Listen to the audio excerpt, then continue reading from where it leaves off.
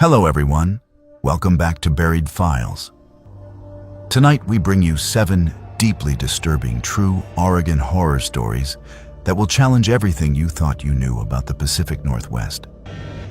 These are not fictional tales, but real accounts from individuals who experienced the unexplainable in one of America's most enigmatic states. From the isolated Cascade Mountains to the forgotten tunnels beneath Portland, from quiet suburban neighborhoods to remote research facilities lost to time, Oregon harbors darkness that few dare to acknowledge. Each story has been meticulously compiled from witness testimonies, police records, archived documents, and first-hand confessions. What makes these accounts particularly chilling is their verifiable nature. These events left tangible evidence, unanswered questions, and lives forever altered. The people who lived through these experiences carry scars that no rational explanation can heal. If you crave authentic horror content that refuses to provide easy answers, subscribe to Buried Files and activate the notification bell so you never miss our investigations into the unknown. After you hear these disturbing accounts, share your own Oregon encounters or unexplained experiences in the comments below. We read every single one.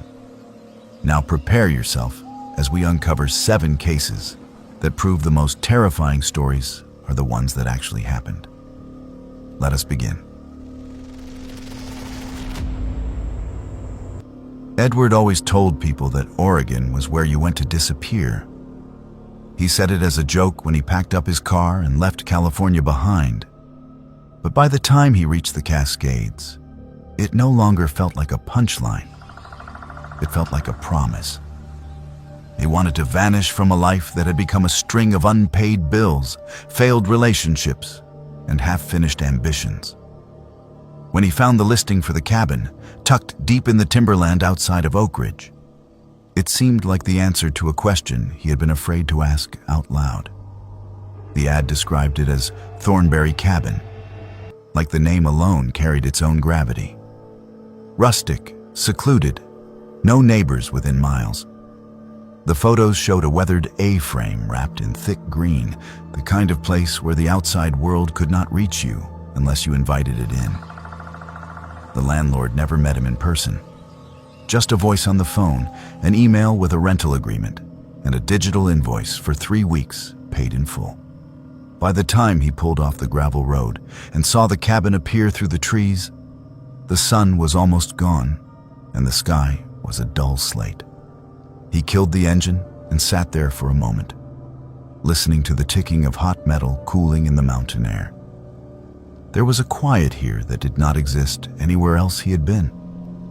No freeway hum, no sirens, no human noise.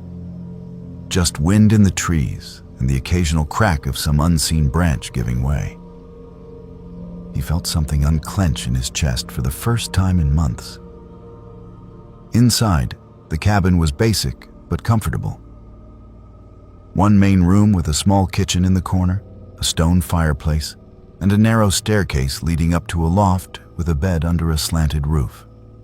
The place smelled like old cedar and dust, but it was clean. A stack of firewood waited by the hearth, and a handwritten note sat on the kitchen counter. "Welcome, Edward. Key is in the door. Water is from the pump out back. No cell service, but there is a landline for emergencies. Please respect the property, and it will respect you. E." He assumed that initial belonged to the owner, the same man whose name was on the agreement, same as his. He found that strange for half a second, then laughed it off as coincidence. Oregon was full of people with old English names. That was what he told himself as he unpacked his bags.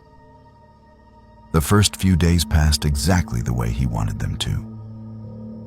He woke with the early light filtering through the trees, made coffee on the old gas stove, and spent hours at the rough wooden table with his laptop open and his phone powered off in his duffel. He had come here to finally finish the book he had been pretending to write for 3 years. He told himself that isolation was exactly what he needed. No distractions, no excuses. By the end of the third day, he had barely written 10 pages. The words would not come, and every time he tried to force them, his eyes drifted to the window, to the wall of trees pressing up against the cabin. He found himself stepping outside more often, walking the perimeter of the clearing, peering into the forest, like he expected to see something watching him. There was nothing. There was always nothing. That bothered him more than it should have. On the fifth day, he noticed something wrong.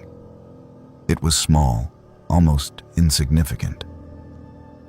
He had left his mug on the kitchen counter the night before, half full of cold coffee. When he came downstairs, it was in the sink, rinsed, with the sponge resting on the edge of the basin. He stared at it for a long moment. He tried to remember if he had moved it the previous night and simply forgotten, chalking it up to exhaustion. It was possible. He had been up late, scrolling old drafts, searching for some spark of inspiration. Maybe he'd cleaned it on autopilot. That explanation held until the seventh day. He woke just after sunrise, the gray light filtering into the loft. He climbed down the stairs, rubbing the sleep from his eyes, and stopped at the bottom step. The chair at the table, his chair, was pulled out as if someone had just stood from it. His laptop, which he always closed at night, sat open. The screen was dark, but the lid was undeniably raised. He moved slowly, as if sudden motion might disturb something unseen. His first instinct was to check the door. The deadbolt was thrown. The chain was still latched. The windows were all locked, the frame stiff from age. There was no sign of forced entry. On the screen, when he tapped the trackpad, a document was open. It was his draft, the same file he had been working on all week. Only now there were 3 new lines at the bottom, written in a font identical to his own. I am still here. You are not the first. You will not be the last. His heart hammered in his chest. He told himself that this had to be some kind of glitch. Maybe corrupted text from an old section he had deleted. He scrolled through the rest of the document, searching for duplicates, fragments. There was nothing else unusual. He deleted the lines, saved the file, and spent the rest of the day pretending he was not unsettled. He tried to work, but his eyes kept drifting to the corners of the room, to the door, to the ceiling. He kept hearing little sounds that he had not noticed before. The faint creak of the loft floorboards when no one was walking on them. The delicate scrape of something against the outside wall, like a branch being dragged back and forth. When night came, he lit a fire and told himself he was being ridiculous. It was an old building. Of course it creaked. That night, he dreamed the cabin was full of people. He could not see their faces, but he knew they were seated at the table, standing by the windows, lining the stairs. He sat in his chair while they crowded close, cold breath on his neck, whispering things he could not understand. When he woke, his throat was raw, as if he had been speaking for hours. On the 10th day, he found the journal. There was a loose board in the wall behind the bed in the loft. He had noticed it early on, but ignored it, more concerned with his lack of progress than cabin quirks. That morning, unable to shake the feeling that something was wrong, he tugged at it. The board came away easily, revealing a narrow cavity filled with dust and one small, cloth-bound book. The cover was cracked and faded, the pages yellowed. Inside, the first entry was dated October 3rd, 1983. The handwriting was neat, almost formal. I arrived at the cabin today. It feels like the world has finally gone quiet. This is where I will finish my work. I need distance from everything else. I need silence. The signature at the bottom of the page was his own name. Not his handwriting, but his name. He read for hours. The journal belonged to another man named Edward, who had rented the same cabin 40 years earlier. The entries started just like his own experience. Comments on the isolation, the peace, the hope that this place would finally allow him to complete whatever he had been working on. Then, slowly, the tone shifted. October 10th. I keep finding things moved. The chair, the cup, the lamp. I try to attribute it to forgetfulness, but I feel watched even when there is no one here. October 14th. I woke up to find writing on my page that I do not recall putting down. I would swear it is my hand, but the words are not mine. October 18th. The silence here is not empty. It is full of others. I hear them at night, moving through rooms that do not exist. Each entry felt like a distorted mirror of his own days. The details were different, but the pattern was identical. The creeping sense of being observed, the small changes in environment, the questioning of his own memory. The final entry was dated October 23rd, 1983. I understand now. The cabin is not a place, it is a door. It is open when someone like me comes here. Someone who wants to disappear. It gives us what we ask for. I can hear them better than ever tonight. They are not trying to scare me. They are trying to show me what comes next. I have decided to stay. When the next one comes, perhaps they will read this and understand. Perhaps they will join us. There was no signature. He stared at that last sentence until the words blurred. The logical part of his mind tried to explain it away. Maybe this was some elaborate attempt at horror by a previous tenant. Maybe it was a prank left behind by teenagers. Yet the dates, the aging of the paper, the dust behind the wall, none of it felt staged. He told himself that it did not matter. He would leave. The idea came to him with sudden clarity. He would pack his bags, lock the door, drive back down the mountain road, and find a motel with Wi-Fi and bad coffee and other human beings. The cabin could keep its ghosts, real or imagined. He went downstairs to close his laptop and shut down for the night, intent on leaving first thing in the morning. When he opened the document, there was new text waiting for him at the bottom. Do not run this time. You already stayed. His breath caught in his throat. He checked the file history, the timestamps. The last save had been hours ago, when he had finished fighting with a paragraph and walked away. The new line had no timestamp of its own. You already stayed. He closed the laptop with a snap and unplugged it, as if that simple act could sever whatever was happening. He went to his bag, yanked clothes from drawers, stuffed them inside. He did not bother folding anything. He grabbed his keys from the hook by the door, his heart pounding so hard he could feel it in his teeth. When he threw the deadbolt, the handle did not budge. The lock turned, the chain slid free, but the door itself remained stubbornly fixed in place. He put his shoulder into it. The wood shuddered, but did not open. There was no give, no sense of a stuck latch or warped frame. It felt like pushing against a wall. He moved to the windows. The latches clicked open easily, but when he tried to raise the glass, it would not move.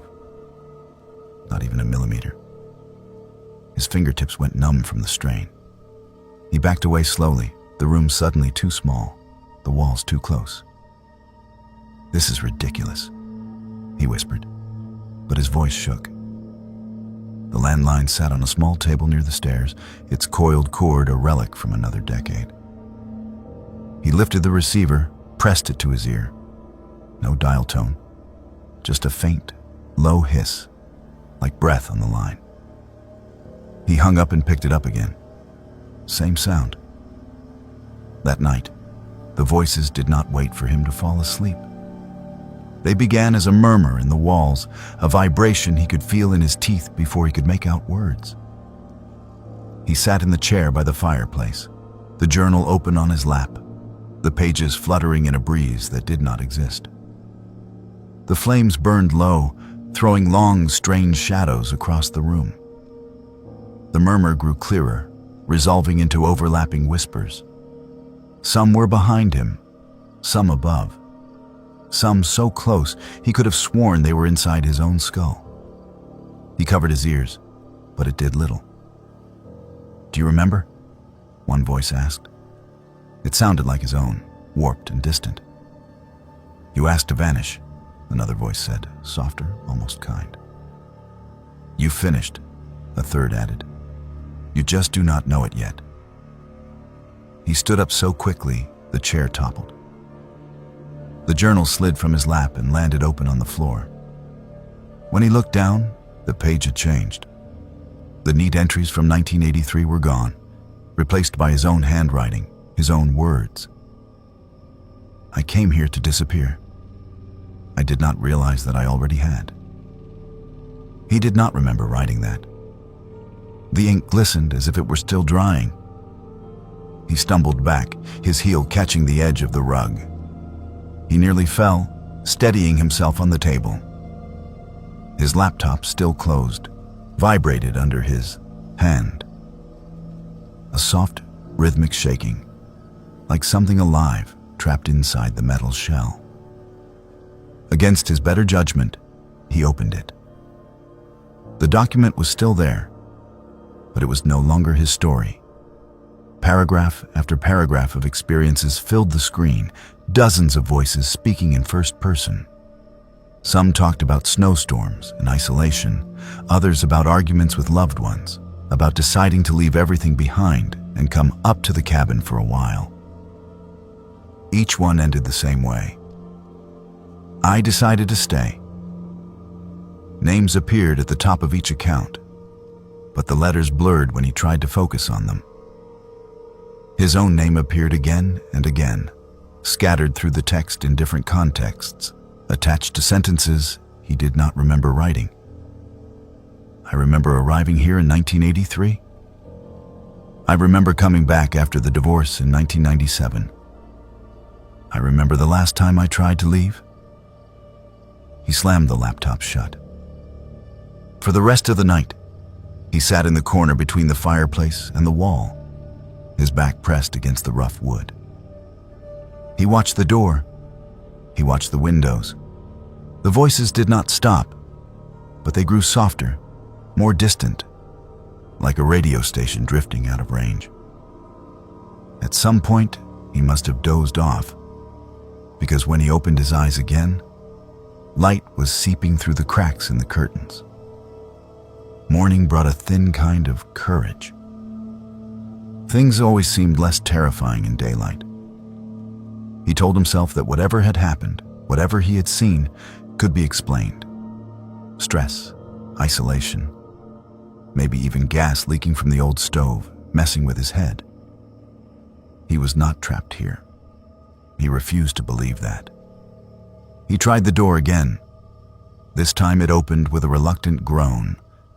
Cold mountain air rushed in, sharp and clean, filling his lungs with something close to relief. He stepped outside, half expecting to find the world altered, the trees rearranged, the sky a different color. Everything looked the same. The car sat where he had left it. Gravel crunched under his boots. He unlocked the door, tossed his bag into the passenger seat, and slid behind the wheel. The engine turned over on the second try. The radio crackled, then caught a station halfway through some old song. It felt ordinary, blessedly ordinary. He pulled out of the clearing and onto the narrow dirt road. The trees closed in around him, branches reaching overhead to knit a canopy that blocked out most of the sky. He kept his eyes on the two faint tracks ahead, hands white-knuckled on the steering wheel. After 10 minutes, the road curved sharply to the left, just as it had when he arrived. rounded the bend and saw only trees. No continuation of the road. No break in the undergrowth. Just a wall of trunks and ferns and moss. He stopped the car, heart pounding, and got out. Leaves rustled under his boots as he walked forward, expecting at any moment for the illusion to break, for the hidden path to reveal itself. There was nothing. He pushed aside branches, scraped his hands bloody against bark, searched for the hard-packed earth of the road. It was gone. He turned around slowly. The cabin stood exactly where it had been, framed by trees that now seemed closer than before. The clearing felt smaller, the air heavier. He realized then that he had never checked a map. He had followed vague directions sent in an email, driven where his GPS had stopped working, trusted that the road would lead him where it was supposed to. He had no coordinates, no physical address, nothing to anchor this place in the real world except a few lines of text on a screen. When he went back inside, the journal was waiting on the table, open to the last page. A new entry had appeared below the one from 1983, the ink still glistening. October 23rd. I tried to leave again. The road is gone. The cabin is all there is now. I understand why they stayed. Out there, I was already disappearing piece by piece. In here, at least, I am something. I am a voice added to the chorus. When the next one arrives, they will read this. They will think they are different. They will not be. He recognized the handwriting this time. It was his.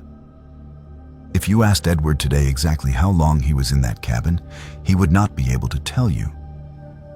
The days bled into each other, marked only by the length of the shadows and the sound of the wind. Sometimes he thought he heard a car on the road, a distant engine approaching. Whenever he stepped outside to look, there was only the same unmoving forest. Some nights, when the fire burned low and the voices grew strongest, he found himself at the table, the laptop open, his fingers moving across the keys, even though he swore he was not guiding them. He wrote about lives that were not his, about winters he had never lived through and summers in decades he had not been born into. Each story ended the same way. I decided to stay. If you go looking in property records for Thornberry Cabin, you will not find it. The parcel number on his rental agreement does not match anything in the county. The email thread confirming his reservation is gone from his account, replaced by a single unread message from an address with no sender. The subject line is just his name, and the body's empty. Sometimes, in dreams, he is back in his old apartment, surrounded by unpacked boxes and overdue notices. He is on the phone, listening to a friendly voice explain that the cabin is perfect for someone who wants to get away from everything. He hears himself say yes. He always says yes. The last line in the journal, the one he never remembers writing but finds every time he opens it, is simple. If you are reading this, you have already stayed longer than you meant to. The road will not be there when you turn back. The cabin is patient. It has all the time in the world. The question is not whether you will leave.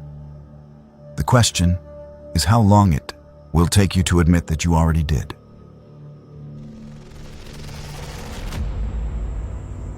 I never met Camilla while she was alive. By the time I first heard her name, she had already been in the ground for 3 months, and I was being told I owned everything she left behind. The call came on a gray March morning, the kind of Oregon day where the clouds sit low enough to feel like you could reach up and smear them across the sky with your palm. I was at my tiny apartment kitchen table in Portland, half awake, scrolling emails and nursing a lukewarm cup of coffee. My phone lit up with an unknown number from a small town I had never heard of. Normally, I let those go to voicemail, but something made me answer. The man on the other end introduced himself as an attorney from Klamath County. He asked to confirm my full name, my date of birth, and my mother's maiden name. I braced myself for some kind of debt collection pitch, but instead he said very calmly that I had been named in the will of a recently deceased relative. Her name was Camilla. I told him he must have the wrong person. I did not have any relatives named Camilla. My family tree was small and painfully familiar. My mother was an only child. So was I. My grandparents on her side had died when I was in middle school. The few cousins we had drifted off years ago. He explained that Camilla had been my grandmother's older sister. Apparently, there had been a falling out long before I was born. No one ever bothered to tell me that my grandmother had a sister who moved out to the countryside near Crater Lake, bought a farmhouse, became a recluse. She had never married, never had children, and according to the attorney, had left everything to the nearest living blood. That was me. I should have felt lucky. Instead, I felt a kind of reluctant dread. The property, he said, was an old farmhouse on 40 acres of land about an hour outside of Crater Lake. There was some savings, not much, enough to cover taxes for a few years if I decided not to sell. He suggested I come down and see it before making any decisions. Maybe I could fix it up, rent it out, or move there myself. The way he said it made it sound like a fresh start. At the time, my life in Portland did not exactly inspire loyalty. I was stuck in a dead-end retail job, behind on rent, and still recovering from a breakup that had hollowed out more of me than I wanted to admit. The idea of a house that was fully paid off, even a decaying one in the middle of nowhere, felt like an opportunity I would be stupid to ignore. I told him I would come down the next weekend. The drive to the property took me off the main highway, past the usual tourist routes, and onto narrower roads that wound between dark stands of pine. Little by little, signs of other people thinned out. The last gas station I saw was 20 miles back. My cell service vanished somewhere between one bend and the next, the bars flickering away as if someone had reached out and pinched the signal shut. The attorney's directions were precise. Turn left at the rusted mailbox with no name, follow the gravel road for 3 miles, cross the creek, then keep going until you see the fence. The mailbox appeared exactly where he said it would. The gravel road, more pothole than solid ground, clawed at my tires. When I finally crossed the shallow creek and climbed the low hill on the other side, I saw the fence. Beyond it, sitting alone in a clearing surrounded by dense woods, was the farmhouse. It was not the collapsing ruin I had expected. The white paint was peeling, but the structure was intact. The roof looked solid. A wraparound porch sagged a little at one corner, but all 4 posts still stood. The windows were all covered from the inside, but their glass was unbroken. There was a barn off to the left, and a chicken coop long since abandoned, its wire run filled with weeds. The front gate groaned when I pushed it open. A crow watched me from the fence post, head cocked to one side as if weighing my worthiness. The air smelled like wet earth and old wood. The attorney met me on the porch, holding a manila folder and a ring of keys. He was older, with thinning hair and the tired politeness of someone who has had this exact conversation too many times. We went through the legalities, the signatures, the acknowledgments. Then he pressed the keys into my palm and told me, in a careful tone, that my great-aunt had been an unusual woman. Before he left, he said something that stuck with me. He paused at the top of the porch steps, looked back at the front door, and said, "She was very particular about her mirrors." I asked him what he meant, but he only shook his head and walked back to his car. The house was quiet in the way of places that have seen years of human life. And then, suddenly, none. The air inside was still and faintly stale, but not rotten. It smelled faintly of lavender and dust. The first thing I noticed were the shapes on the walls. Every mirror in the house, and there were many, was covered with black cloth. In the front hall, a long rectangle hung where a hall mirror should be, draped in heavy fabric pinned tightly around the frame. In the parlor, a large oval over the fireplace was cloaked in the same way. Even a small mirror above the bathroom sink was wrapped and tied like a strange, dark gift. At first, I thought someone had died in the house, and the mirrors were covered in some old superstition. I told myself I would take the cloths down later once I had walked through everything. It did not feel right to start by undressing the house like that. The rest of the place was unnervingly orderly. Bookshelves lined one wall of the parlor, filled with neatly arranged volumes. The kitchen drawers were organized with almost obsessive care. Every knife, spoon, and measuring cup had its defined place. On the kitchen table lay a single sheet of lined paper, held down by an unlit candle. The handwriting was small and precise. Do not remove the coverings. Do not let them see themselves. Do not stay after dark if you do. See. I stood there for a long moment, reading and rereading those 3 sentences. The logical part of my brain filed it away as evidence of eccentricity. Maybe she had been afraid of spirits. Maybe she had some mental illness that manifested in rituals like this. There were 100 explanations that did not involve anything supernatural. Still, the paper trembled slightly in my hand as I picked it up. I told myself I would humor her, at least for the first day. I would clean, inventory what was here, and leave the mirrors alone. If I decided to sell the place, the next owner could deal with whatever remained. The upstairs held 2 small bedrooms and a larger room that must have been hers. Each one had at least 1 mirror, and each one was covered in black cloth so tightly there were no gaps, no glimpse of glass beneath. Her bedroom had 3, one above the dresser, one freestanding full length against the wall, and one odd, narrow thing between the 2 windows. The coverings were pinned with small, rusted nails. The only place without any mirrors was the basement. The door to the basement was off the kitchen, half hidden behind a tall cabinet. I almost missed it. The steps were steep and narrow, and the light switch at the top of the stairs did nothing when I flipped it. I used my phone's flashlight to pick my way down, each footstep sending small echoes ahead of me into the darkness. At the bottom, the concrete floor was cold through my shoes. The basement was bigger than I expected, the ceiling low, supported by rough beams. One bare bulb hung from the center, burned out long ago.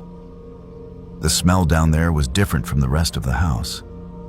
Damp, metallic, like old pennies and rain-soaked stone. Along the far wall were shelves of glass jars and canned goods, the kind of emergency stash older people keep. Next to them, carefully stacked, were boxes labeled in neat handwriting. Spring clothes, tax records, photos. The back half of the basement, however, was taken up entirely by wooden masks. They hung from nails driven into the concrete wall, rows upon rows of them, stretching from one corner to the other. There must have been over 100. Everyone was carved from the same pale, unfinished wood. Everyone was the same face. The proportions were just slightly wrong. The eyes were set a little too far apart, the nose too narrow and long, the mouth stretched almost to the edges of the jaw. There were no pupils, just smooth, blank ovals where the eyes should be. Each mask had 2 small holes bored near the temples, with pieces of old leather cord threaded through, as if they were meant to be worn and tied in place.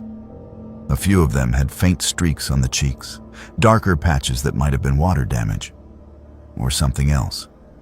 I stood there, my phone light swaying slowly across the wall, and felt a prickle crawl up the back of my neck. The air in front of the masks seemed cooler, like standing in front of an open freezer. I told myself I was being dramatic. They were just pieces of wood. My great-aunt had been an artist or a hobbyist with a morbid bent. That was all. On the workbench beneath the masks lay tools, chisels, sandpaper, jars of varnish. There was also a small notebook, its cover stained with what looked like oil.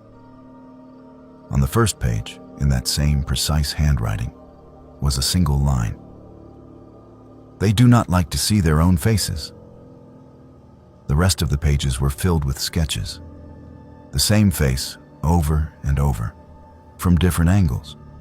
Sometimes just the upper half, sometimes just the mouth.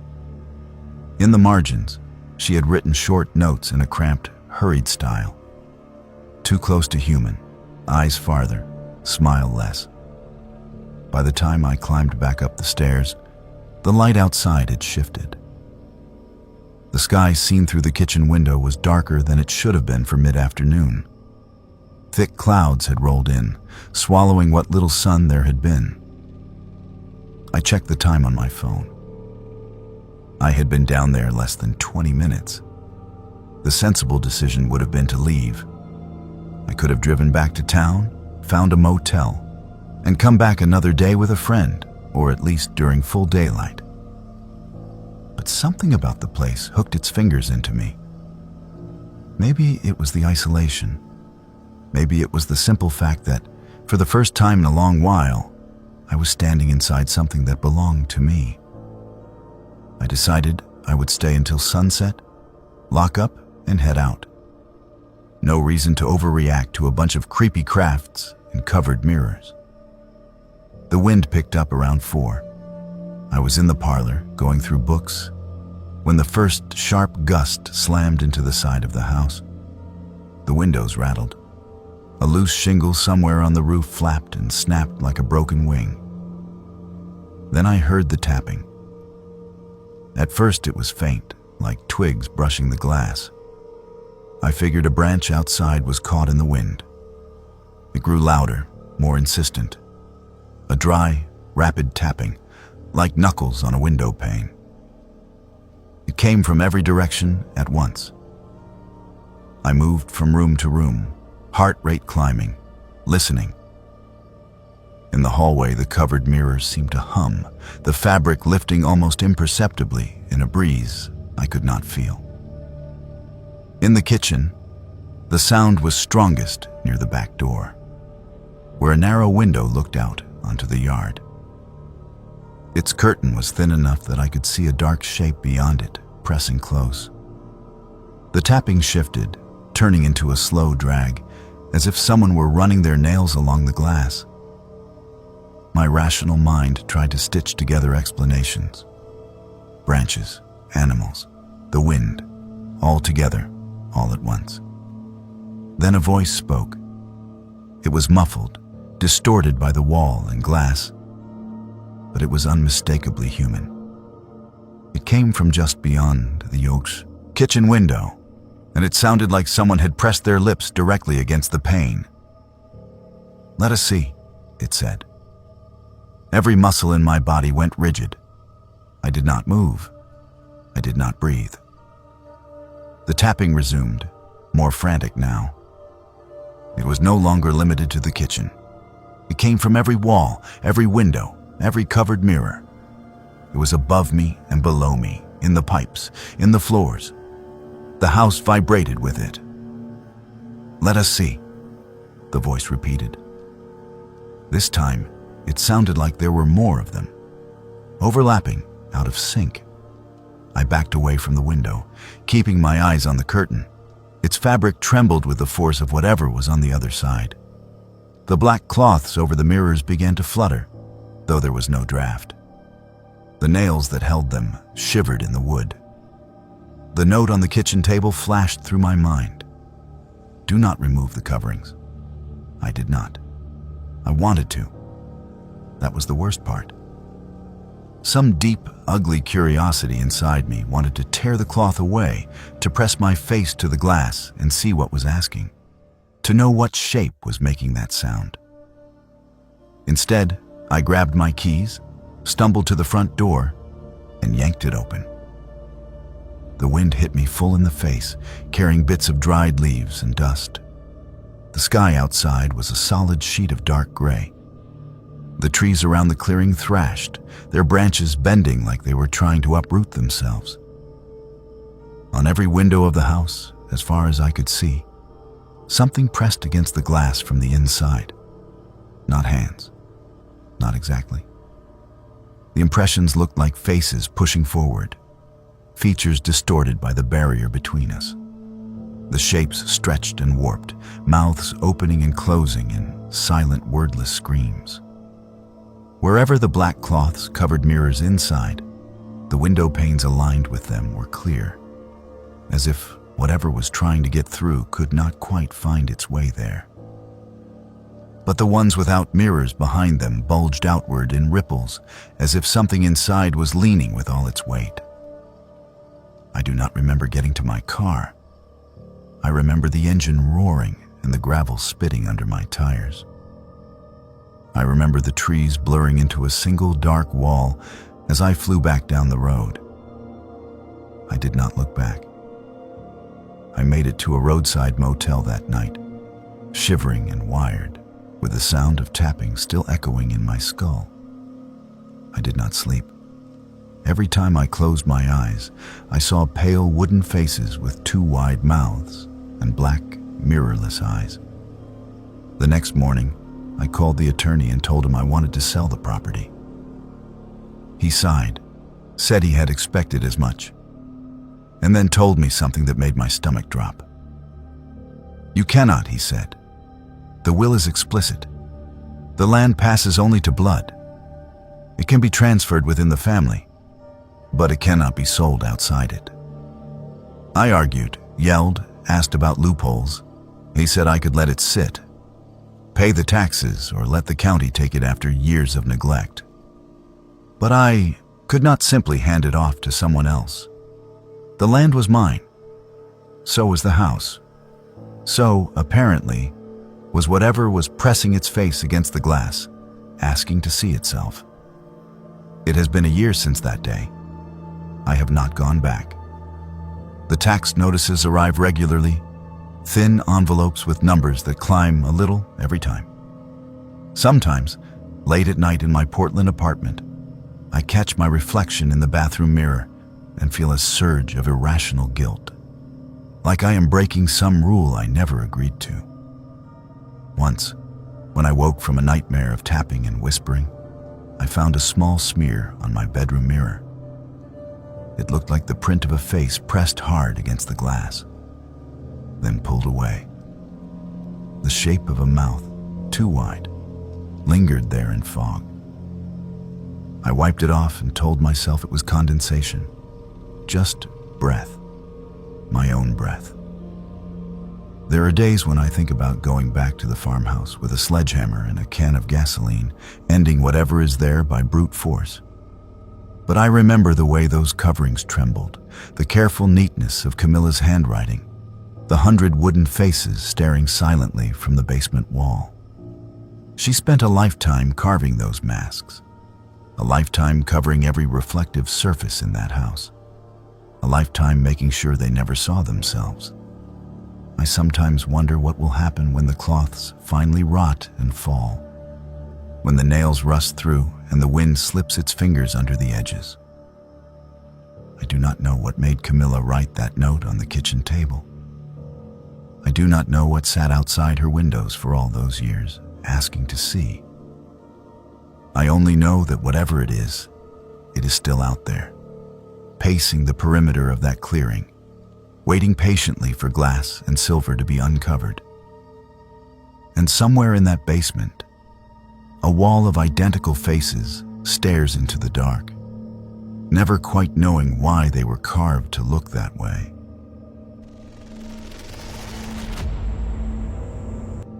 Simon always said Portland did not have real ghosts, just echoes. He liked to stand on the Morrison Bridge at night, looking down at the black water, and talk about all the things the city had covered up with coffee shops and murals. I used to roll my eyes at him, but I went along anyway, because Simon had a way of turning his obsessions into gravity wells. If he was into something, you got pulled in whether you meant to or not. By the time he became fixated on the tunnels, I knew it was only a matter of time before something went wrong. It started as a history rabbit hole. He sent me articles about the old Shanghai tunnels under downtown, the stories about sailors dragged through hidden doors in saloons, waking up on ships halfway to Asia. Most of that lore is exaggerated, I know. But there are real tunnels down there. Real bricks and passages and sealed doorways that lead under buildings people drink in every weekend. At first, he stuck to the legal tours. He would come back from them buzzing, talking about how the guides only showed tourist-safe sections, how there were locked gates and bricked arches everywhere they were not allowed to go. It bothered him, having a mystery dangled in front of him and then fenced off with liability disclaimers. I should have recognized that look in his eyes when he said, "There are parts of this city that never came back up." The night everything happened, he texted me around 9. "Found something? Real entrance this time, not on any tour. Come with me." I was already in bed, half asleep, the rain making a steady hiss against my window. I stared at the message for a long minute. Simon had dragged me through enough questionable adventures that I knew how this would go.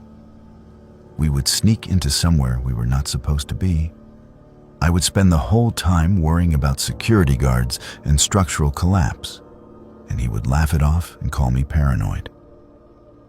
I told him I had an early shift. That was only half a lie. He tried to guilt-trip me with a few exaggerated sad faces, then finally sent, "Fine. I will document everything. You will be jealous later." The last message from me that night was, "Try not to get arrested." He responded with a photo. It was a brick wall in what looked like a basement, one section partially knocked out, revealing a dark, rounded tunnel beyond. There was graffiti on the bricks, layers of tags and dates.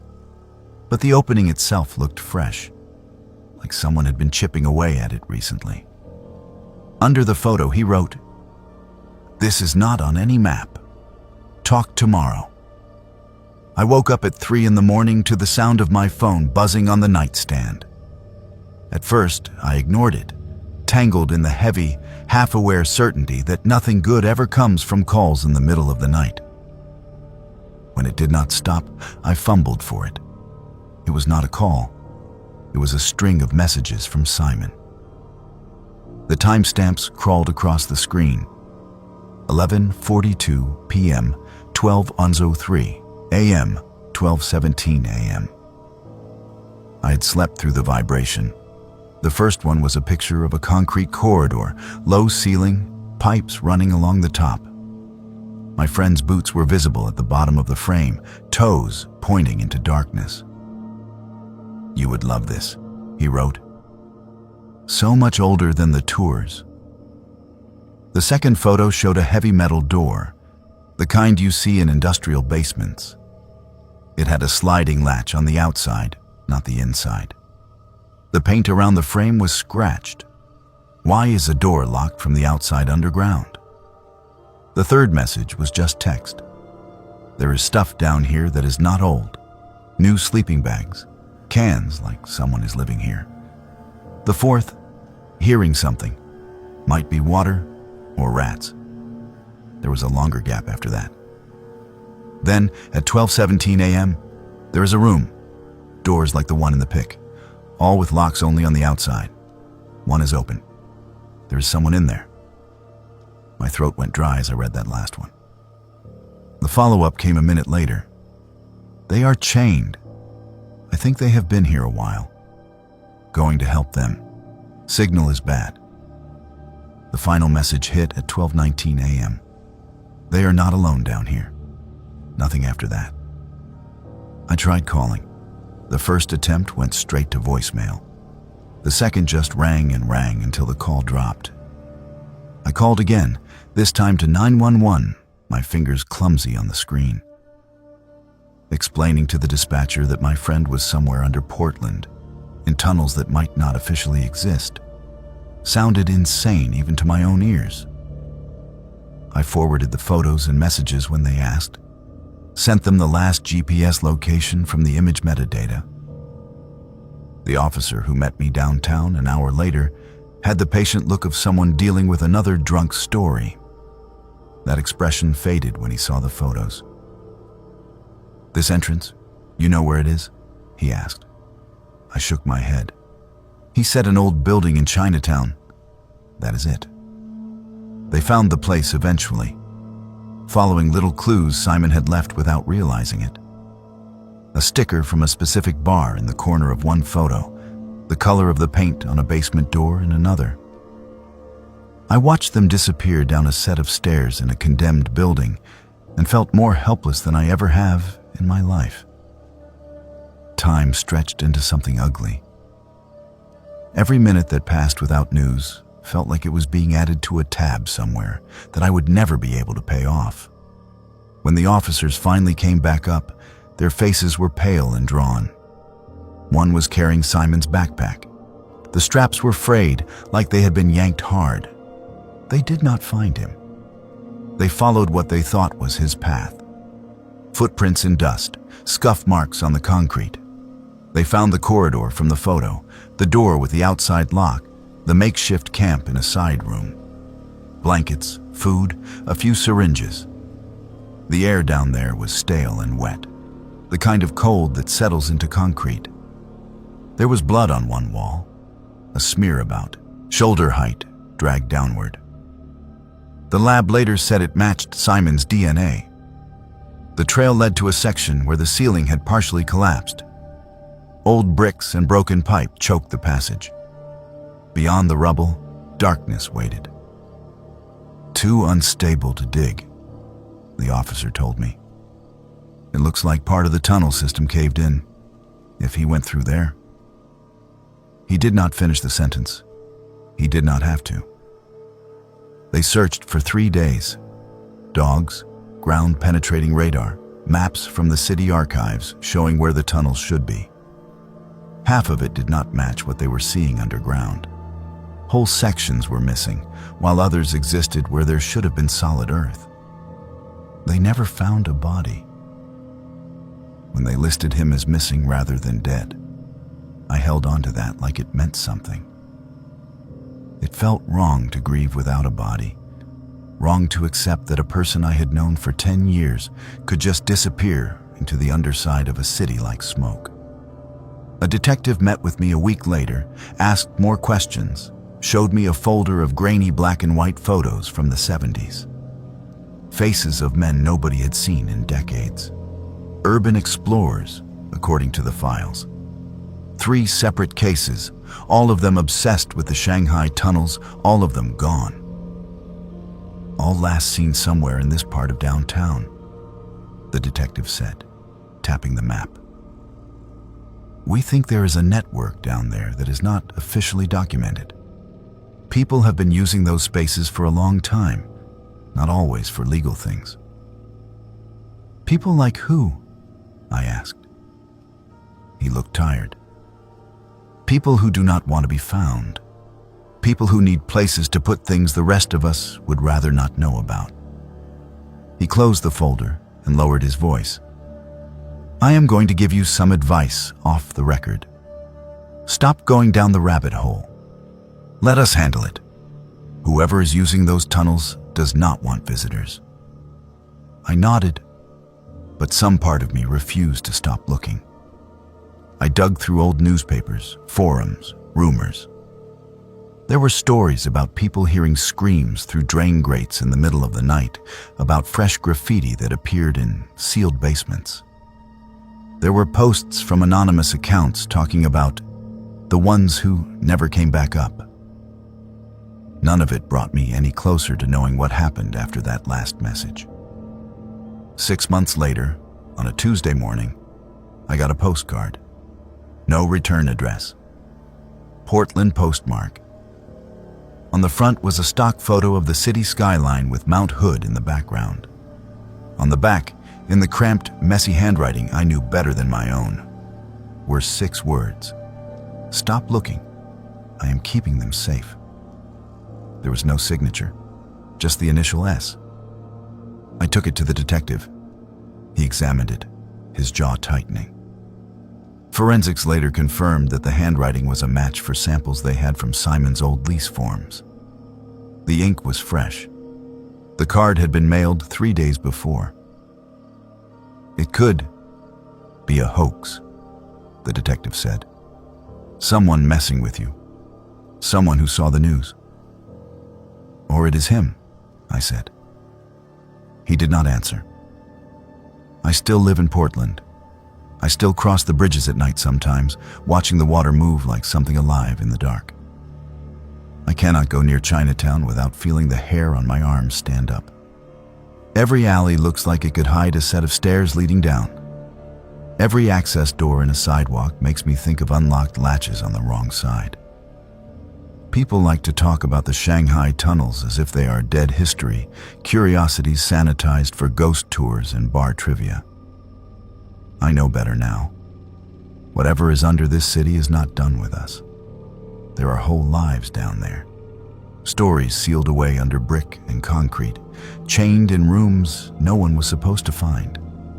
If that postcard really came from Simon, it means he made a choice I do not understand. If it was a cruel joke, then someone else is down there reading his words, watching people like him get close enough to vanish. Either way, when the sidewalks are quiet and the manholes glisten with rain, I catch myself listening for echoes that do not belong topside. I keep my distance, but the tunnels are still there, breathing under everything.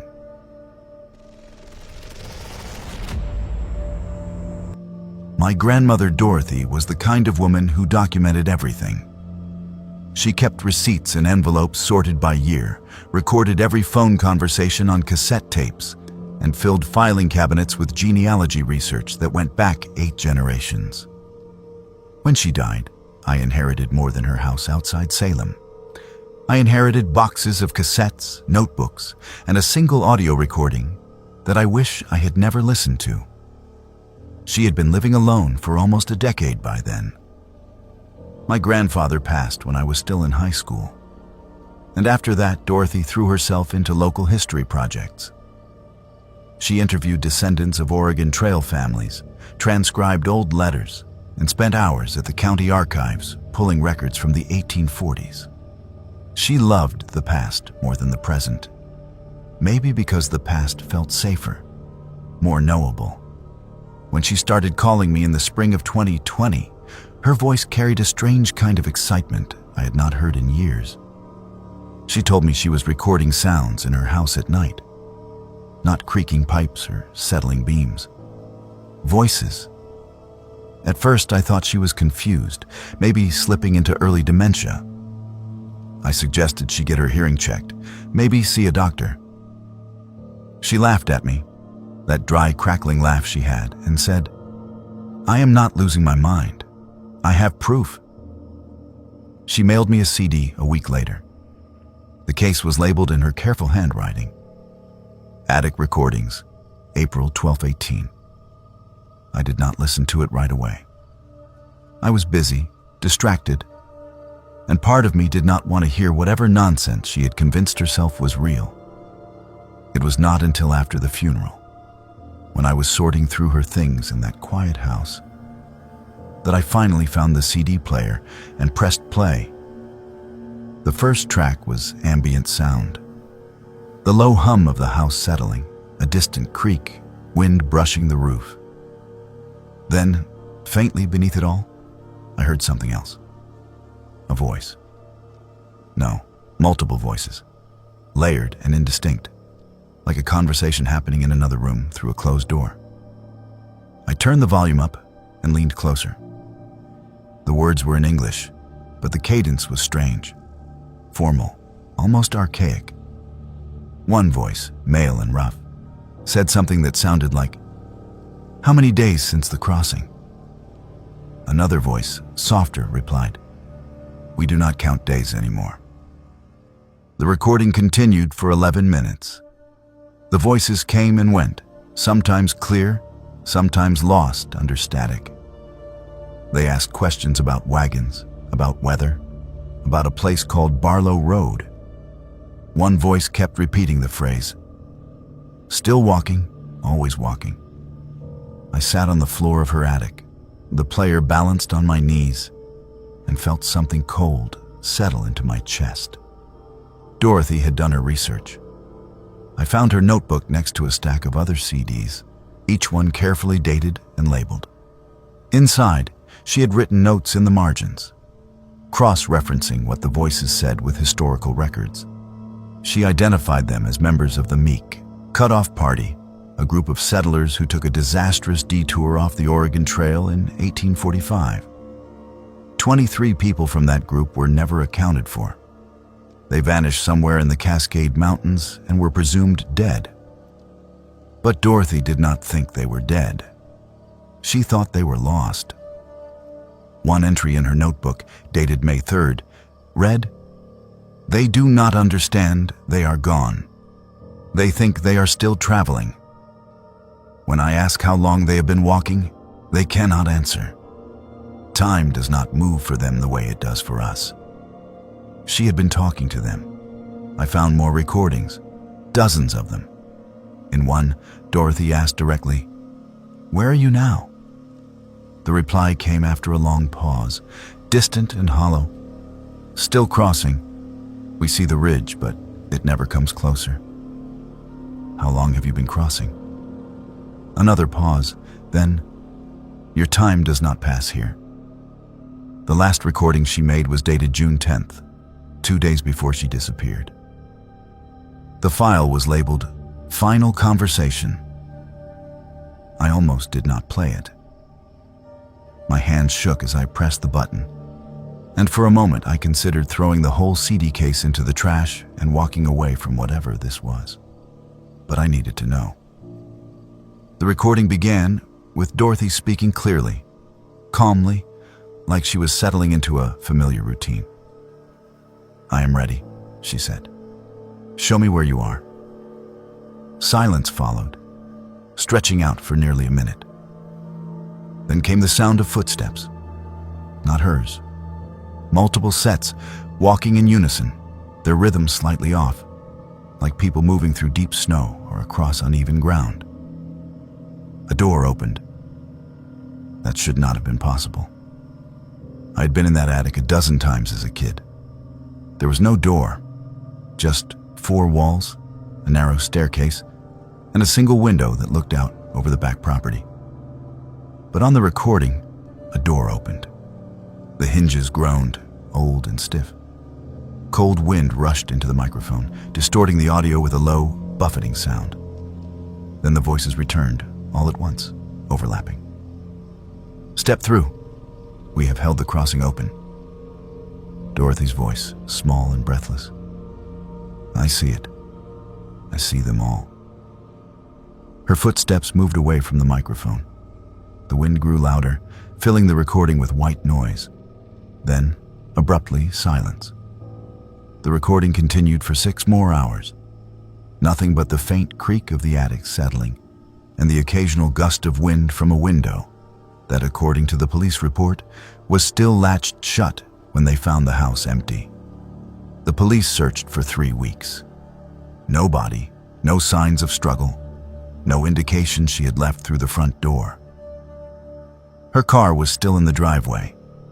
Her purse sat on the kitchen counter. The attic window was locked from the inside. They asked me questions I could not answer. Where had she been going? Had she seemed suicidal? Was there anyone she might have been meeting? I showed them the recordings. They listened politely, exchanged glances, and filed them away as evidence of mental distress. The case was listed as a missing person with probable voluntary disappearance, despite the fact that an 81-year-old woman with a bad hip does not simply walk away into the woods and vanish. I kept the CDs. I do not know why. Maybe I thought listening to them again would give me some kind of answer, some clue the police missed. Mostly, though, I just could not bring myself to throw them away. One night, about a month after the funeral, I was alone in my apartment, unable to sleep. I put on the final recording again, the one labeled Final Conversation. I had listened to it twice before, but this time, I let it play all the way to the end. 6 hours of near silence. Except at the very end, in the last 30 seconds, there was something I had missed. A voice. Faint, distant, barely audible beneath the ambient hum. It was Dorothy. She said my name, not loudly, not in distress.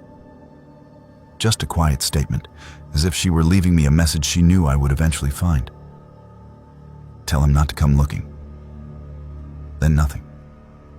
I played it back 4 times, adjusting the volume, pressing my ear against the speaker. It was her. I would know her voice anywhere. The question I cannot answer is when she said it. The timestamp on the recording shows it happened hours after she disappeared, long after the microphone should have been sitting alone in an empty attic. Either she came back and spoke into the recorder without opening any doors or windows, or she said it from wherever she went, and somehow it reached back across the distance. I have not been back to the house since. It sits there still, full of her things, the attic undisturbed. I pay someone to check on it once a month, make sure the roof is not leaking, that nobody has broken in. Every time they send me a report, they mention how quiet it is, how the place feels like it is waiting for something. I still have the recordings. Sometimes, late at night when I cannot sleep, I think about playing them again. I think about going back to that attic with my own recorder, sitting in the dark and asking the same questions Dorothy did. I think about what she saw when that impossible door opened, what made her step through without hesitation, where she is now. But I do not go. Because if Dorothy found what she was looking for, if she finally crossed over into whatever place those voices were calling from, then she is still walking, still crossing. And maybe some trails are not meant to have an end. The settlers from 1845 never made it to the valley. They are still out there somewhere, caught in a landscape that does not move forward, asking how many days since the crossing and never getting an answer. Dorothy joined them. And if I go looking, I know exactly what will happen. I will hear my name on a recording I have not made yet, spoken from a place I cannot reach, telling whoever listens after me the same thing she told me. Do not come looking. Some people get lost in the woods. Some people get lost in time. Dorothy got lost in both. And the voices in the attic are still asking how long it has been since the crossing, still waiting for the ridge that never comes closer, still walking through a version of Oregon that stopped existing 175 years ago. They do not know they are gone. Maybe Dorothy does not either.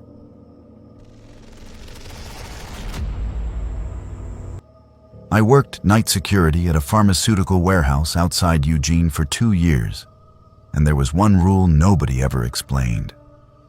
They just told you on your first shift, wrote it in the handbook, and expected you to follow it without asking questions. Building C was off limits between 2 and 4 in the morning. If the alarms went off during those hours, you logged it and did nothing else. You did not investigate. You did not call it in. You just wrote it down and waited for daylight. My supervisor said it was policy. Something about specialized inventory and automated systems that could not be disturbed. It sounded reasonable enough at the time. Most corporate rules do when you need the paycheck. Leonard was my partner on those shifts. He was in his early 60s, with the kind of face that looked like it had forgotten how to smile years ago. He had been working security at the facility for 15 years, long before I was hired. Long before half the buildings even existed. He knew every corner of that place, every blind spot in the camera system, every door that did not lock properly. But he never talked about Building C. For the first few months, I did not think much of it. The facility was huge, 3 separate buildings spread across a fenced lot backed up against dense Oregon woods. Building A held the administrative offices. Building B was the main distribution center, where trucks loaded and unloaded pharmaceuticals bound for hospitals across the state. Building C sat at the far edge of the property, a squat concrete structure with narrow windows and a single steel door. It looked older than the other two, like it had been there first and everything else was built around it. The cameras covering Building C were always functional, always recording. I checked them a dozen times a shift out of sheer boredom. Empty hallways, fluorescent lights, rows of metal shelving stacked with unmarked boxes. Nothing ever moved in there, except between 2 and 4 in the morning when the lights would flicker. Just once or twice, barely noticeable unless you were staring at the screen. Leonard always noticed. He would sit up straighter in his chair, lean toward the monitors, and watch Building C with an intensity that made my skin crawl. He never said anything. He just watched until the hour passed and the lights stopped flickering. Then he would settle back, pour himself more coffee, and pretend nothing had happened. I asked him about it once, maybe 4 months into the job. It was a slow night, no deliveries, no alarms. Just the 2 of us and the hum of the security office computers. "What is actually in Building C?" I said, trying to sound casual. Leonard did not look at me. He kept his eyes on the monitors. "Specialized inventory." "Yeah, but what kind?" "The kind you do not ask about." I laughed, thinking he was messing with me. He did not laugh back. "Look," he said, finally turning to face me, "you seem like a decent person. So I am going to tell you the same thing I wish someone had told me when I started. Do not ask questions about Building C. Do not go in there during restricted hours.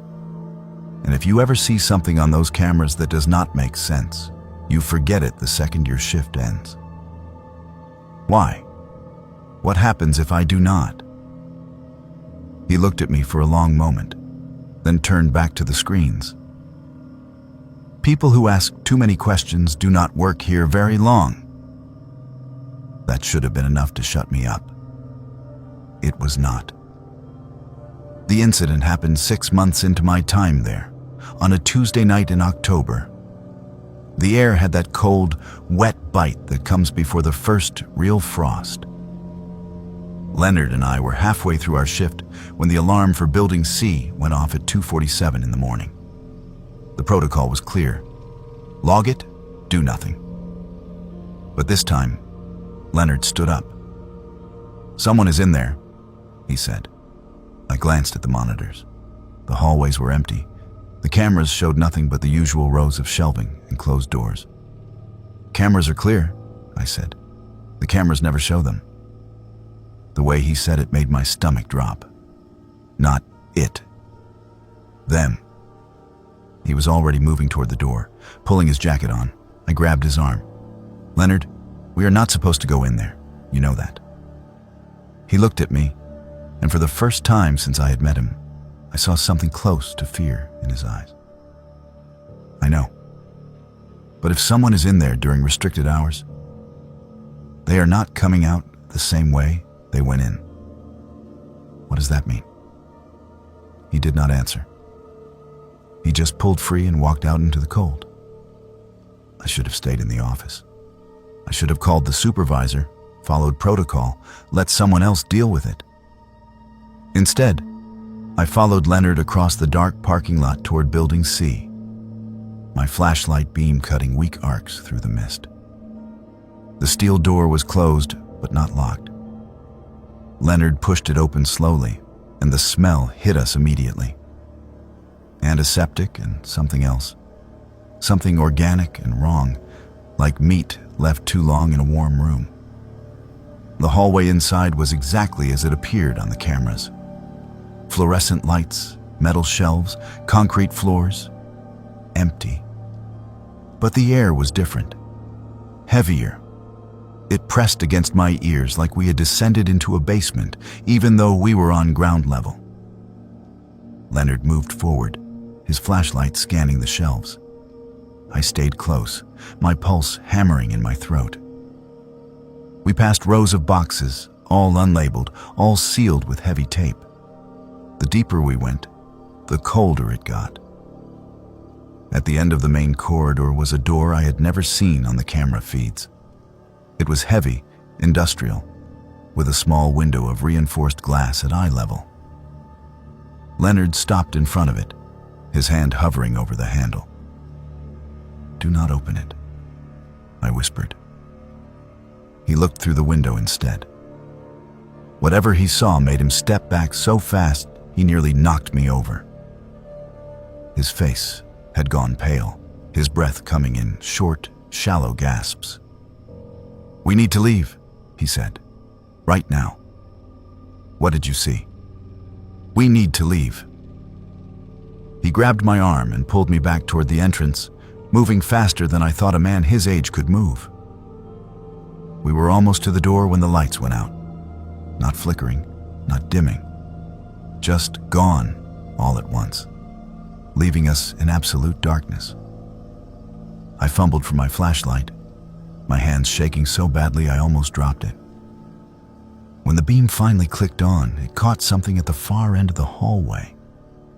A figure, tall, thin, standing motionless in the center of the corridor. It was too far away to make out details, but the posture was wrong. The proportions were wrong. The way it stood, perfectly still, like it was waiting. Leonard shoved me toward the door. "Go. Now." We ran. I do not remember getting back to the security office. I remember the cold air hitting my face, the sound of our boots on wet pavement, the way my lungs burned. I remember slamming the office door behind us and locking it, even though that made no sense, even though nothing with a key could keep out whatever we had just seen. Leonard collapsed into his chair, his face slick with sweat. I stood by the monitors, watching the feeds from Building C. The lights were back on. The hallways were empty. Nothing moved. "What was that?" I said. He did not answer for a long time. When he finally spoke, his voice was flat, drained of everything. "They have been in there for 5 years. The company put them there. They are not getting out." "Who? Who are you talking about?" "Test subjects. Volunteers, they called them. Homeless people, mostly. Paid them to try an experimental drug. It went wrong, real wrong. 12 people. They locked the building down and covered it up." I stared at him. That is insane. If that were true, someone would have found out. There would have been an investigation. Leonard laughed, a bitter, broken sound.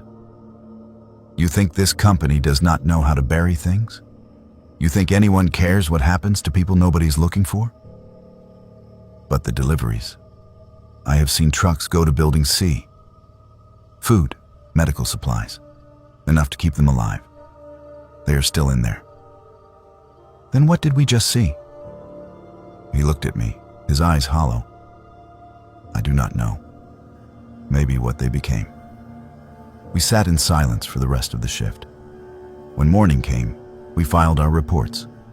Unauthorized entry, possible malfunction, no individuals found. Standard language. 2 weeks later, Leonard took an early retirement package. The terms were generous, contingent on a non-disclosure agreement he signed without reading. I quit a month after that. I tried to forget. I moved to Portland, found a different job, told myself that whatever I had seen that night was just stress and exhaustion and an overactive imagination. Then, 3 months after I left, Leonard called me. "Went back," he said. His voice was quiet, distant. "I broke in. 3 in the morning. I had to know." "Leonard, why would you do that? Building C is empty. Completely empty. No shelves, no boxes, no equipment. It is just bare concrete, like it was never used for anything." I did not know what to say. "But I found something," he continued. "In one of the back rooms, 12 hospital bracelets, old ones, names and dates from 5 years ago. I am sending them to you." The envelope arrived 2 days later. Inside were the bracelets, exactly as he described. 12 names I did not recognize. Dates from October 2016. At the bottom of the envelope was a handwritten note in Leonard's careful script. They were real. We did not imagine it. Whatever happened to them, it was not natural. And they are still somewhere in that building, even if we cannot see them anymore. I have not heard from Leonard since. The warehouse still operates. Building C is still there, lights on, cameras running. And somewhere between 2 and 4 in the morning, when the world is at its quietest, the lights still flicker. I wonder if anyone else has seen what we saw. I wonder if they were told the same thing Leonard told me. Do not ask questions. Do not investigate. Forget what you see. I wonder how many others are walking around with that weight, knowing something is wrong but having no way to prove it, no language to explain it. All I know is this: whatever is in Building C, it is still there, and it is still waiting.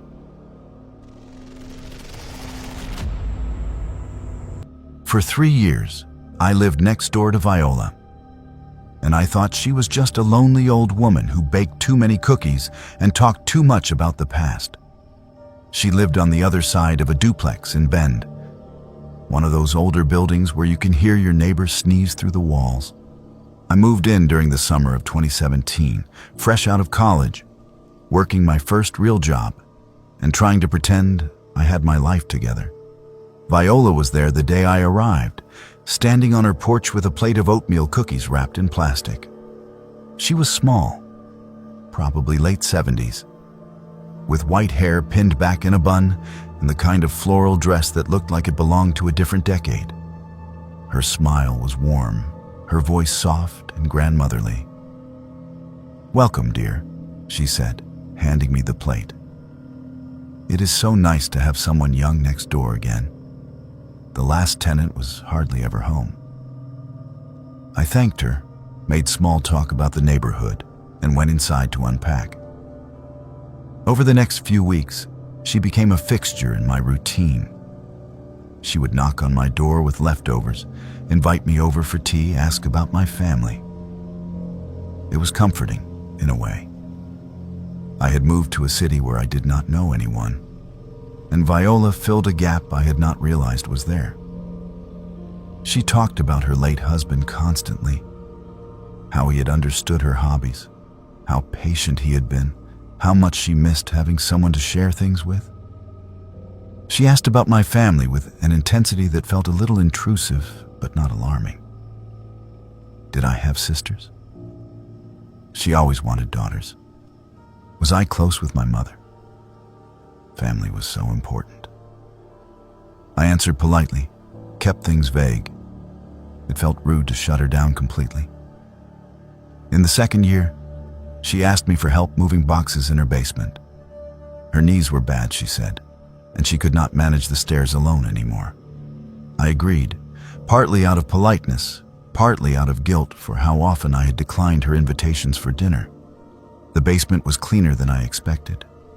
No cobwebs, no musty smell, just concrete floors and wooden shelves lined with plastic storage bins. They were labeled in neat handwriting, each one marked with a woman's name and a year. Jennifer, 1986. Caroline, 1993. Melissa, 2001. "My collection?" Viola said, running her hand along the edge of one bin. I have been gathering for decades. I assumed she meant photos or letters, memorabilia from people she had known. The bins were heavy when I lifted them, contents shifting inside with a dull, muffled sound. I did not ask what was in them. It felt like prying. She thanked me with another plate of cookies. The smell started in the summer of 2019, during a brutal heat wave that turned the duplex into an oven. At first, I thought something had died in the walls. A rat, maybe, or a bird trapped in the attic. It was sweet and rotting, thick enough to taste. I knocked on Viola's door to ask if she was noticing it too. She nodded, wrinkling her nose. Rats in the crawl space. I have an exterminator coming tomorrow. The smell lingered for 3 weeks, gradually fading as the weather cooled. I stopped thinking about it. Then a woman went missing. It was all over the local news. A 23-year-old graduate student from Corvallis, last seen jogging near a nature trail about 50 miles away. The search went on for days. Volunteers combed the woods. Police put out appeals for information. I watched the coverage with the same detached concern most people have for tragedies that happen to strangers. Viola watched it differently. She sat in front of her television with the volume turned up, leaning forward in her chair. When they showed the missing woman's photo, Viola murmured, "Such a shame. She looked like a sweet girl." Then, quieter, "She reminds me of my collection." I glanced at her, confused. "Your collection?" She smiled at me, that same warm, grandmotherly smile. "Yes, dear." She has that look about her. It was an odd thing to say, but I brushed it off. Old people said strange things sometimes. I went back to my apartment and did not think about it again, until the police showed up. It was early morning, just after 6. I woke to the sound of heavy boots on the porch and voices speaking in low, clipped tones. I looked out my window and saw 3 patrol cars parked in front of the duplex, their lights off, but their presence impossible to ignore. Officers were knocking on Viola's door. She answered in her bathrobe, looking small and confused. They showed her a piece of paper, a warrant. I watched from behind my curtain as they went inside. It took less than an hour for the first officer to come back out, his face pale, his hand pressed to his mouth. He leaned against the porch railing and sucked in deep breaths like he was trying not to be sick. Another officer radioed for backup. Then another. Within 30 minutes, the street was full of cars, and yellow tape cordoned off the entire property. Forensics arrived. Then the news vans. I stood in my doorway, shaking as a detective approached and asked if I had noticed anything unusual about my neighbor. I told him no. I told him she baked cookies and talked about her husband and seemed harmless. He nodded, wrote something down, and told me I would need to stay somewhere else for a few days while they processed the scene. It was not until that night, sitting in a motel room with the television on, that I learned what they found. 17 bodies. All women, aged 19 to 30. Some had been there for decades, buried in the crawl space beneath the basement, wrapped in plastic and buried in shallow graves. Others were more recent. The missing graduate student from Corvallis was among them. Viola had been killing women for 35 years. The news showed photos of the victims, names I did not recognize, faces that stared out from the screen with frozen smiles. The reporter explained that Viola had confessed within hours of her arrest, showing no remorse, speaking about the women as if they were possessions she had collected and preserved. "They are still with me," she told investigators. "That is what matters." I thought about the bins in her basement, the labels, the names and years. I had moved those bins. I had lifted them, felt the weight shift inside, set them on shelves, and never once asked what was in them. I had touched the containers that held pieces of women Viola had murdered, women whose families had been searching for them, women who had been reduced to trophies in a basement I had walked through without suspicion.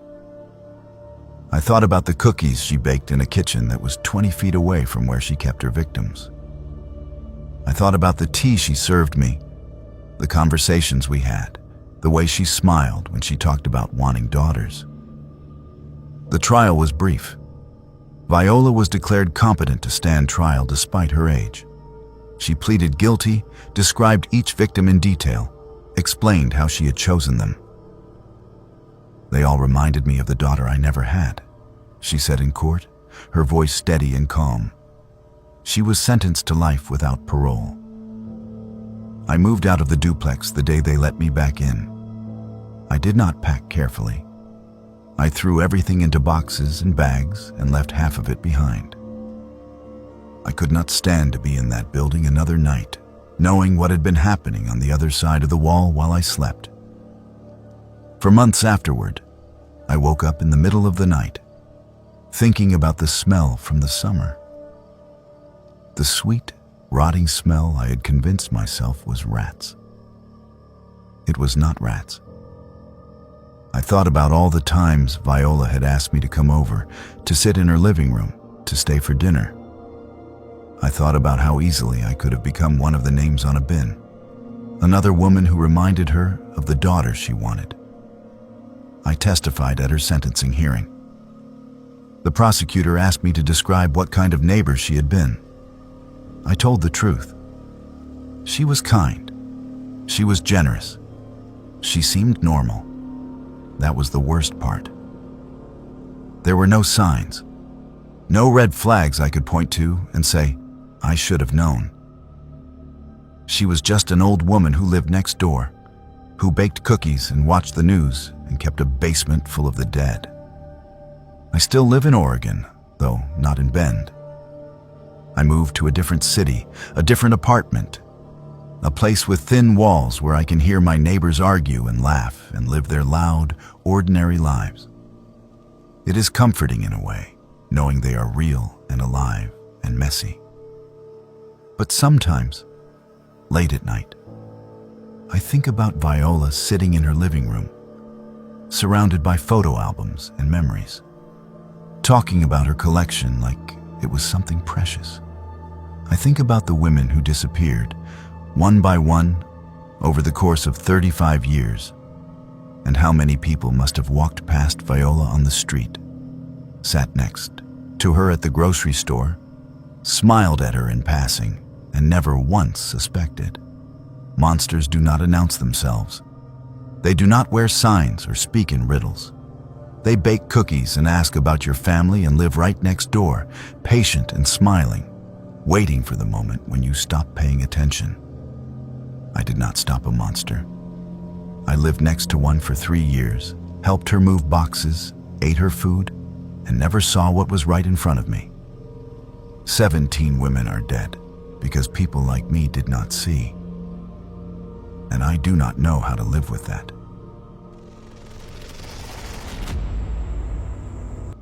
Most people who talk about the Northam case start with the night the search team found the empty research station in the Wallowa Mountains. I have to start a little earlier than that, because my connection to it did not begin with headlines or documentaries. It began with a cardboard box my mother handed me after my grandfather Reginald died, and with 4 names written in black marker across the lid. Reginald, Margaret, Alfred, Sylvia. I knew my grandfather had been a psychologist at Oregon State University in the 70s. I knew there had been some kind of incident during a field study that ended his academic career. It was one of those things adults whispered about around holidays and then changed the subject when kids got too curious. By the time I was old enough to ask directly, Reginald would just wave me off and say the lawyers told him not to talk about it.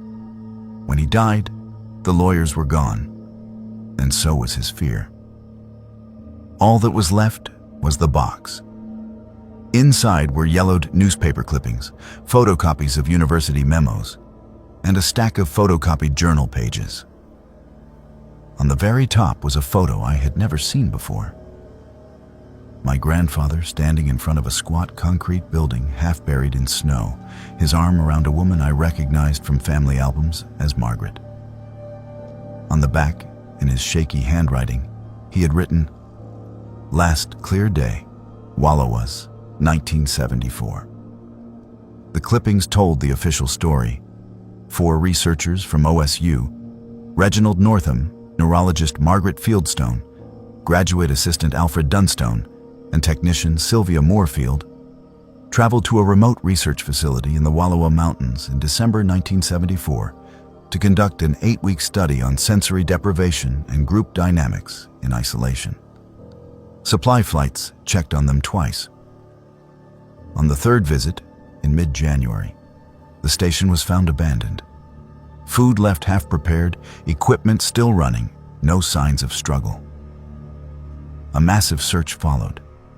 No bodies, no footprints, no clear explanation. The story faded over the years, replaced by fresher tragedies. Locals turned it into a campfire tale about the 4 who walked into the mountain and never came back. The papers in the box were what never made it into the news. The first pages were copied from my grandfather's research proposal. He wrote about exploring the boundaries of individual consciousness in group settings under sustained isolation and testing hypotheses regarding collective perception in sensory-minimized environments. That was the official language. Buried in a paragraph near the end was the part that made my skin crawl. We propose that, under certain conditions, consciousness may not be bounded by individual neurology, but instead may access deeper shared structures. Prolonged isolation in an environment of minimal external stimuli may thin the barrier between subjective minds, and perhaps between mind and environment itself. The journal's pages were not his. They belonged to Margaret. Her handwriting was tight and slanted, the ink sometimes smeared where her hand must have brushed it while writing. The first entry in the stack was dated December 3rd, 1974, 3 days after they arrived at the station. "First session in the deprivation tank today," she wrote. "Standard parameters. 90 minutes per subject. Full darkness, white noise. Baseline expectation. Typical reports of drifting, disorientation, episodic memory replay. Actual results. All 4 of us reported the same image. A tunnel, earthen walls, faint light ahead. Reg insists it is coincidence. I am not so sure." The next few entries charted a slow escalation. By December 9th, she was noting identical phrases appearing in their post-session interviews. Alfred used the term, "the hollow below us." 20 minutes later, without prompting, Sylvia described a hollow place beneath the foundation. Neither heard the others report. Reg is excited. I am uneasy. We are here to study isolation, not shared hallucinations. The entry from December 15th was the first time she mentioned the sound. Tonight, all 4 of us were woken by a vibration, like distant machinery or low chanting. The floor seemed to hum. Checking the instruments in the morning, Alfred found a brief spike in the seismograph. No recorded activity in the region. We are alone on these ridges. Yet something moved under us. The official logs from the supply flights were clipped to that page. The pilot's notes after the first visit were mundane. Team seemed fine. Supplies transferred. Weather clear. The second visit, on January 5th, was different. Something is off. Margaret looked like she has not slept in days. Asked if anyone wanted to come back early. Reginald refused on behalf of all of them. Said they were on the verge of a major breakthrough. When I pressed, he smiled and said, "We have made contact." Did not elaborate. requesting someone from the university follow up. Nobody did. Winter storms made ground travel impossible. The third flight did not make it out until January 15th. That was the day the pilot found the station open and empty. Margaret's last full entry was dated December 28th. We found the entrance today. That is how Reg phrased it. We were in the equipment room when the hum started again. It rattled the beakers on the shelves, made the light fixtures buzz. Alfred traced it with his seismic gear, triangulating the strongest point. A hatch in the floor we had assumed was just access to piping. We pried it open. There is a ladder down into a natural shaft. We dropped a flashlight on a rope. It swung over open space. Rock walls, damp and marked with something. Carvings? Root patterns? It is hard to tell from here. Reg is convinced this is what we have been picking up in the tank. They are not visions, he says. They are impressions from below. We have been listening. Now we can go meet them. I do not like the way he says them. But the worst part is, when I stand over that opening, I feel something listening back. The final page from Margaret was barely legible, the lines shaky. No date, just a short paragraph. Reg says we go down tonight, all together. No more split sessions. He says whatever is under us has been waiting a very long time for someone to answer.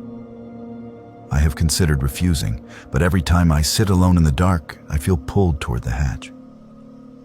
I hear voices that sound like mine and not mine, whispering that we have already gone, that this is just us remembering the moment. If anyone finds this, understand. We did not go because we were forced. We went because something in us recognized something in it. I am afraid that might be worse. That was as far as the copies went. For a long time after reading them, I told myself this was just family mythology, my grandfather feeding his own legend. Maybe he had exaggerated. Maybe he had let the isolation break him and dragged everyone else into his delusion. It was easier to think that than to believe there was actually something under that concrete building drawing people down. Then I found the last item in the box. A photocopy of a report dated March 2019, almost 45 years after the disappearance. The letterhead belonged to a private search and rescue contractor hired by an anonymous client. It described a team who had located the remains of the old research station foundation, now mostly collapsed. The concrete hatch Margaret mentioned was cracked open. The ladder below rotted away. Ropes had been dropped, and a small team had descended into a cavern roughly 200 feet down. They found equipment too corroded to function. An old reel-to-reel tape recorder half fused to the rock by mineral deposits, and something splashed across one wall that tested as biological but did not match any known animal in the database. They also found a message, scratched into the stone just above the old ladder mount. 4 words in blocky, desperate letters. We went, do not follow. Underneath, faint and half eroded, were what looked like initials.